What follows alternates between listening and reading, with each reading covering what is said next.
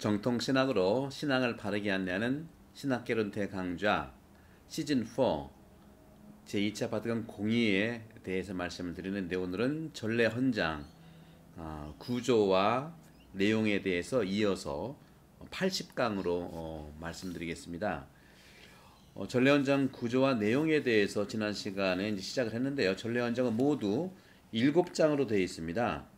7장이면서 130항으로 구성되어 있는데, 첫 번째 장은 거룩한 전례의 개혁과 촉진에 대한 일반적인 원칙입니다. 그리고 두 번째 장은 성체성사의 지극히 거룩한 현의 라는 표현으로 하고 있고요.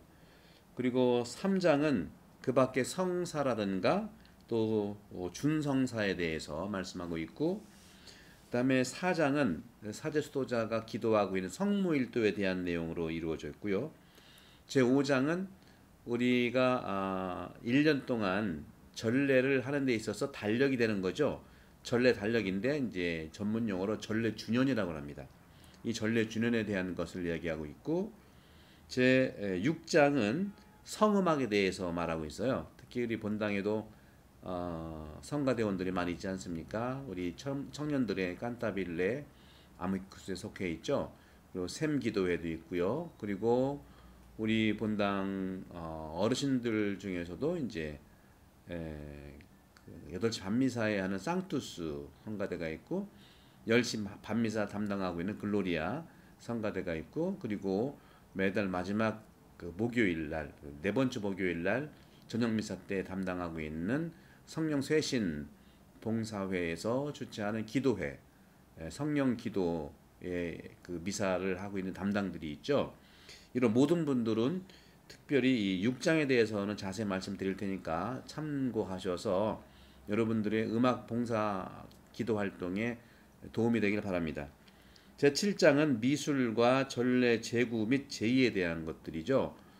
전례, 특별히 전례위원회에서 돕고 있는 우리 제대봉사회라든가 또 여러가지 제대를 중심으로 해서 봉사하는 분들도 이 부분들을 참고하시면 되겠습니다. 그리고 부록에는 2차 바티칸 공의의 달력 개정에 관한 성명 이렇게 있습니다. 그래서 지난번에 말씀드린 대로 1장에 대한 것은 말씀을 드렸죠. 제1장은 거룩한 전례 개혁과 촉진을 위한 일반적 원칙. 다시 말하면 1장 안에서는요, 5항목이 있는데, 첫 번째가 거룩한 전례 본질과 교회 생활, 그 중요성을 얘기하고 있고, 두 번째는 전례 교육의 능동적 참여와 촉진, 세 번째는 거룩한 전례 개혁, 일반 규정, 또 교계 및 공동체 행위로서 전례, 성질, 성격에 의한 규명, 그리고 전례의 교훈적, 사목적 성질에 대한 규정, 또 민족의 특성과 전통에 적응시킴에 관한 규정, 토착화적인 것이죠. 우리 본당의 미사도 좀 한국적인 미사를 어떻게 우리가 접목시킬 것이냐 하는 것도 요 규정이 있는데, 이것도 자세히 보도록 하겠습니다. 그리고 교구와 본당에 있어서 전례 생활의 육성, 그리고 사목적 전례 운동의 장려, 이것이 이제 전례 헌장 1장에서 나타났던 내용들을 다시 말씀을 좀 드리면서, 중요한 것들은 어느 정도 전례 헌장에 대한 개요를 말씀드린 다음에 하나씩 말씀드릴게요. 2장에서는 성체성사의 지극히 거룩한 현의에 대해서 말을 하고 있는데요. 특히 2장은요 12개 항으로 되어 있는데 47항에서 58항까지 되어 있어요. 특히 2장은 어떻게 구성되어 있냐면, 주로 십자가 희생제사의 영속성, 다시 말하면 2장은 성체성사에 대한 강조를 하는 내용이기 때문에 성체성사의 중심이 되는 십자가 희생제사의 영속성에 대해서 드러나는 성체성사의 신비를 구체적으로 설명을 하고 있습니다. 그런 점들을 보면 2장은 이제 47항부터 있기 때문에 그 부분들은 다른 신학개론 대강좌 때도 말씀드린 부분이 많이 있죠. 그래서 그런 부분들은 성체성사에 대한 여러 가지, 그리고 여러분들이 미사 때에 여러 가지 이제 일들이 이제 체험되기 때문에 이제 그런 정도 말씀드리고, 그다음에 3장은 총 24항으로 59항부터 82항으로 되어 있는데 성사와 준성사를 얘기합니다. 성사는 다 아시죠? 7성사 얘기하고요. 준성사라고 하는 것들은 7성사에 속하지 않지만 방사라든가 이제 여러분들 성모를 사면은 축복하지 않습니까? 또 안수기도라든가 이러한 그 새로운 준성사 효력들을 말씀하고 있는 것입니다. 그래서 이 성사와 준성사가 효능을 얻는 데 있어서 모든 물질들이 올바르게 사용되기만 하면 인간의 성화, 그렇죠? 그리고 하느님의 찬미를 지향할 수 있다는 것이죠.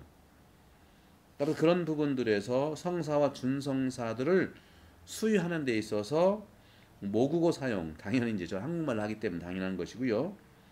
그 다음에 준성사, 성사들의 수요도 그 당시에는 모국어가 없어서 2차 바단 공의 이전까지는 전부 라틴말로 했기 때문에 그렇습니다. 그런 점에서도 많이 지금도 그런 내용들을 이제 가지고 성사와 준성사에 대한 얘기를 하고 있습니다. 특별히 성인들에 있어서 두 가지 의식, 다시 말하면 간단한 의식과 성체, 그러니까 세례 성사를 준비하는 기간, 이 기간을 정말 성대하게 의식을 좀 참여할 수 있도록, 그래서 세례 성사, 성세 수요를 위한 고유 미사도 들어가 있는 것들이 이제 볼 수 있습니다. 또 한 가지 이제 저희들이 6월 언제입니까? 6월 12일 날이죠. 유아 세례가 있는데 이렇게 어린이 세례 의식에 있어서도 어린이들의 이런 실제 상태에 적응시키는 것인데, 특별히 여기서 중요한 어린이 세례에 있어서 중요한 것은 부모와 대부모의 역할 아주 중요하고요. 그들의 의무가 이런 전례 의식 안에 명백하게 드러나 있는 거죠. 그래서 대부모에 대한 어떤 그 기도문에도 있고요. 또 부모에 대한 기도문도 있고. 왜냐하면 어린이의 유아 세례는 부모님의 신앙의 가디언이라고 하죠. 보호 아래 세례를 맡기는 거거든요. 그래서 그렇게 세례받은 어린이들은 당연히 초등학교 때 들어오면 킨디부터 주일학교에서 세례 성사와 성체 성사 같은 이 부분들을 더 사랑을 다 잘 살아가기 위해서 선생님들의 도움을 받아야 되는 것이죠. 그래서 썬데이 스쿨에 이제 많이 보내주셔야 되는 것입니다. 물론 가톨릭 학교 들어가기 위해서도 중요한 부분이 있지만 가톨릭 학교의 가장 중요한 부분 중에 하나가 신앙을 교육하는 거니까, 가톨릭 학교지만 신앙을 선택적으로 교육하고 있고, 본당에서는, 호주 본당에서는 이 썬데이 스쿨이 전혀 이루어지지 않아요. 그래서 브래디 주교님께서 오셔서 2019년 3억 방문 오셔가지고 우리 성당은 극찬한 것이 정말 한인 성당의 이 교리 교육, 썬데이 스쿨 교육은 최고다. 호주에 있는 모든 로컬 본당에서 우리 한인 성당의 이 썬데이 스쿨을 배워야 된다. 이렇게까지 말씀하셨거든요. 그러니까 여러분들 이것은 자부심을 가질 필요가 있는데, 여러분들이 세례 성사를 받고 그리고 즉시 나이가 되면 킨디부터 해서 중고등학교, 고등학교까지, 물론 대학생들도 모임이 있으니까요.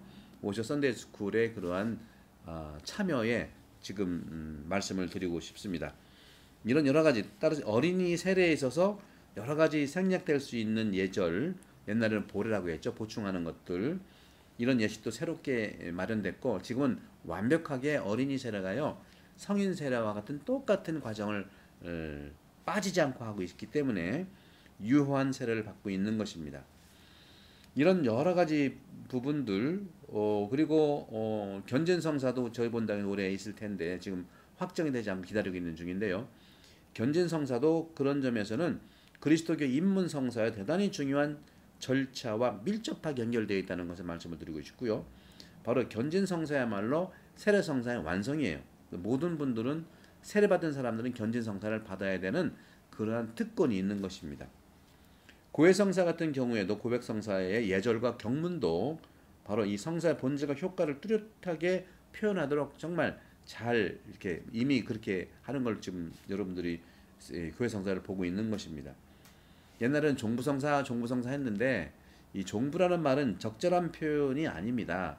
따라서 적절한 표현은 바로 병자의 도유. 이걸 병자성사라고 하죠. 병자의 도유. 그렇게 말할 수 있고 이것은 죽을 위험에 임박한 이들만을 위한 성사가 아닙니다. 옛날에는 돌아가기 전에 하는 것들이 이제 익숙해져 가지고 종부 뭐 이런 말들을 하는데 그것이 아니에요. 아프면 할 수가 있어요. 아프면. 그렇기 때문에 신자가 병이나 또 노쇠로 죽을 위험이 엿보이면 벌써 이 성사를 받기에 합당한 시기가 된 것은 당연한 것입니다. 그런 점에서 이 병자성사, 병자의 도유, 그리고 노자성체라고 하는 것이죠. 정말 주님께 정말 주님 품에 안기기까지 우리가 성체를 모시면서 노자성체, 길을 가는 길에 있어서 주님께서 동행하신다 하는 의미에서 성체를 받는 것이기 때문에 병자성사는 병자 도유고 노자성체를 수여하는 이런 부분들, 그리고 병자가 고백한 다음에는 노자성체를 받기 전에 기름을 발라주는 게 예절의 중요한 중심이라고 말씀드릴 수 있겠습니다. 그 외 여러 가지 일들이 있는데 여러분들이 그렇게 보시면 될 수 있습니다. 자, 그러면 사장을 보면요. 사장은 19개의 항목으로 되어 있는데 84망에서 101항입니다. 여기서는 말씀드린 대로 사제나 수도자가 시간경 기도를 드리는 내용에 대해서 자세히 나와 있어요. 요즘에는 우리 그 평신도 열심한 분들도 시간경 성무일도를 드리시는데 이 전례 헌장의 사장 성무일도에 대한 것도 읽어보시면 이 기도에 훨씬 도움이 될 것입니다.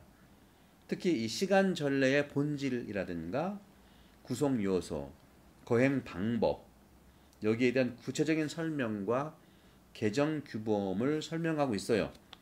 그래서 성무일도를 보시면 이것은 초대 그리스도의 전통에 따라서 낮과 밤의 온 과정이 하느님께 찬미를 드리는, 그러므로서 성화되도록 우리가 하는 기도라는 것이죠. 그런 점에서 여러 가지 성모일다라고 하는 것은 훌륭한 찬미의 노래이고요. 참으로 신랑에게 이야기하는 신부의 목소리입니다. 또한 자기 몸과 함께 하느님 아버지께 드리는 그리스도의 기도입니다. 쭉 그런 부분들은 여러분들이 읽어보시면 되겠고, 성모일도에 있어서 개정을 2차 받은 공예 때 했는데 성모일도 개정에 있어서 원칙들이 있는 걸 준수해야 된다는데 그 간단한 것만 말씀드릴게요. 한 5가지 정도 원칙인 첫 번째, 아침 기도인 찬미경과 저녁 기도인 만과경이라고 할 수 있죠. 만과경은 온 성교회의 존엄한 전통에 따라서 매일 성모일도에 2개의 귀절들이 있어요. 그런 것들로서 가장 중요한 시간경이 되는 것이죠. 그러니까 이 찬미경과 이 저녁 때 하는 찬미경은 굉장히 중요한 시간경이라는 것이죠. 두 번째는 마지막 이제 그 주무시기 전, 이걸 옛날 말로 종과경이라고 했어요. 끝기도라고 하죠. 끝기도는 하루의 마침에 잘 어울리는 이러한 개정으로 한 것입니다. 끝기도. 그 다음에 옛날엔 야과경이라고 그랬습니다. 야과경인데 이런 시가경은 비록 어떤 거냐면 지정된 장소라든가 공동 성모일도에 바치는 수도원 같으면 수도원 경당이라든가 성당, 여기에서 밤중에 찬미의 성격을 보존하는 것입니다. 하지만 그러니까 성당에서 기도하라 이 소리입니다. 하지만 하루에 어떤 시간에 바칠 수도 있도록 조절하는 것도 허락해 줬어요. 그러니까 사제 수도자들은 사제관에서 드릴 수도 있는 거예요. 그때마다 성당이 넓으면 왔다 갔다 할 수가 없으니까. 우리 신학생들은 아침 기도하고요. 그 다음에 점심 때 하는 그 기도가 있어요. 그거 하고 또 5시 반부터 하는 기도가 있고 또 7시 반에 이제 기도를 하는데 끝기도를 같이 합니다. 저녁 기도와 함께 끝기도를 같이 하죠. 옛날에 저는 신학생 때 제 방에서 끝기도를 했었어요. 근데 이제 여러 가지 공동체성과 관련돼서 끝기도를 이제 같이 우리 대전 가톨릭 대학교에 끝기도를 같이 해서 하고서 방으로 가는 경우가 있었습니다. 그 다음에 일시경은 폐지되어야 한다 하는 것들이 나와 있고요. 그 다음에 그 전에 아까 말씀드린 대로 그래서 하루에 어떤 시간 조절을 해야 했고 보다 적은 시편과 보다 많은 독서로 이루어져야 된다. 그러니까 시편은 매일 하니까요. 독서기도라는 게 있거든요. 독서기도가 성경도 독서기도 되어 있고 많은 교부들 성인들의 강론들이 독서기도가 되어 있습니다. 그래서 시편 기도와 독서기도가 주로 많은 독서로 이루어지는 것들을 바쳐야 된다는 것이죠. 다음에 끝으로 성당이라든가 가대 수도원에서는 이제 그 경당 신학교 같으면 대성당 이런 데서는 정말 옛날 말로 소시경 다시 말하면 삼시경, 육시경, 구시경을 유지해야 된다. 삼시경, 육시경, 구시경. 근데 가대에 그 경당이라든가 기도할 수 있는 그런 의무가 없을 때는 이 세 가지 중에서 삼시경, 육시경, 구시경 이 세 가지 중에서 그날의 제 시각에 더 적합한 하나를 선택할 수 있는 거예요. 하나를 선택할 수 있는. 그런 점에서는 좀 여유가 있고 자유로운 것이죠. 이렇게 해서 90항에 보게 되면 성모일도는 교회의 공식 기도이니만큼 신심의 원천입니다. 그리고 개인 기도를 위한 자양물입니다. 그렇기 때문에 사제들과 성모일도에 참여하는 모든 이들에게 이 임무를 수행함에 있어서 정신을 소리에 조화시키기 위해서 간곡히 기도할 것을 권고하는 바입니다.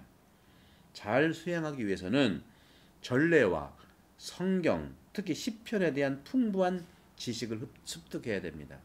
따라서 여러분들 평신도 분들 특히 시편 요즘 유튜브에 보면은 시편 전공한 사제 수도자들이 유튜브에 많이 올라와 있으니까 시편에 대한 강의를 많이 좀 들으세요. 그래야만 시편 기도가 상당히 이 기도하는데 도움이 됩니다. 내용과 관계없이 소리만 이렇게 낸다면 그건 염경기도라고 할 수 있겠죠. 염경기도도 내용이 있지 않습니까? 그런 점에서 이 성모일도의 여러 세계에 걸친 이런 보물들 그리고 이것들을 손에 들고 있으면서 쉽게 자기가 찬미 드릴 수 있다고 하는 이런 관점들이 굉장히 중요하고요. 이런 시간경들입니다. 그리고 92항에는 독서에 관한 준수사항들이 있는데 성경 독서는 하느님 말씀의 제보를 쉽게 풍부하게 얻을 수 있도록 배정했고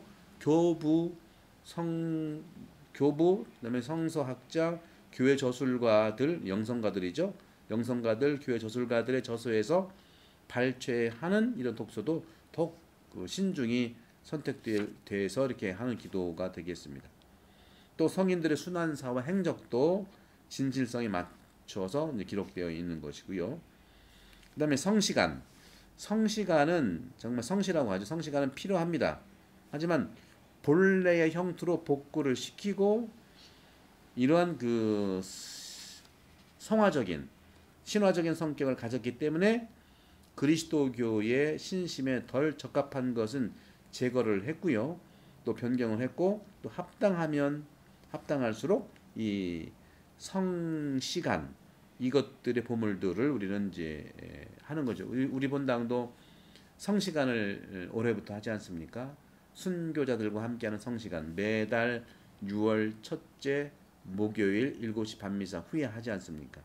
성시간이 그런 점에서는 교회의 성모일도와 전통적인 것이 있어요. 그런 부분들을 좀 보시면 좋겠고요. 그런 여러 가지 이런 내용들이 있는데 이번 내용은 더 이 정도 마치도록 하고 여러분들이 이제 더 참고를 해주시기를 바랍니다. 다음에 이제 5장을 이제 보겠는데 시간이 많이 돼서 5장은 읽어보도록 할게요. 5장은 총 11항으로 되어 있는데요. 102항에서 111항 걸쳐 전례주년의 의미와 개정들, 성인들의 축일들을 언급하고 있어요. 또 6장은요. 6장이라고 하는 것은 성음악에 대한 건데 이 성음악에 대한 것 전래주일은 정 시간을 좀 할애해서 좀 말씀을 드리도록 할게요. 이 성음악에 대한 부분들이 112항에서 120항까지 있는데 교회 음악을 다루고 있는 바고요. 공의회는 그런 점에서 교회 음악에 대한 가치를 높게 인정했습니다. 성음악에 대한 것들을 말씀을 좀 드리도록 할게요. 그 다음에 7장은 성미술 9항으로 연결되어 있고 122항부터 130항인데 성미술 전례에 필요한 의복, 기물에 대해서 설명을 하고 있습니다. 이런 부분들 또 간단하니까 말씀을 드리도록 하고요. 이처럼 공유회는 교회를 미술 애호가로 찬양하면서 성미술에 대한 교회의 중개자 역할을 강조하고 있는 것입니다. 다음 시간에 계속해서 나가도록 하겠습니다. 성부와 성자와 성도 여러분 모두를 강목합니다. 감사합니다.